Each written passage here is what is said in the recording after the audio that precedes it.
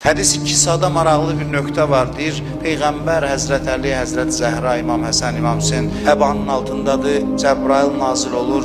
Allah'tan soruşur ki, bu əbanın altında olanlar kimlərdir? Allah cavab verir ki, orada olan Fatimədir, onun atasıdır, onun həyat yoldaşı və balalarıdır. Allahın həmin o nuru Həzrət Zəhradır, Həzrət Fatimədir. 40 gün deyir, münacat elə, ibadət elə, hazırlaş ki, Fatimə dünyaya gələcək. İftar üçün ona meyvələr gətirirlər. İlk bu gecə iftarı heç kəslə bölüşə bilməzsən. Bundan yeməlisən, bu nur sənin sülbüvə daxil olmalıdır. Bu gecə Həzrət Fatimənin vücudu yaranmalıdır. Qədir gecəsi Quran nazil olubsa, Fatimənin vücudundan 11 danışan Quran doğulub. Bütün imamların anasıdır o. Bütün bu nurlar onun vasitəsilə vücuda gəlir. Peyğəmbərə hədisi qudsidə buyurur. Sən olmasaydın, heç nəyi yaratmazdın. Ondan sonra buyurur ki, Əli olmasaydı səni yaratmazdın.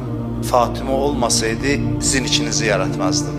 Deyib, Peyğəmbərlik imamətlə davam eləməsə, yarımçıldır.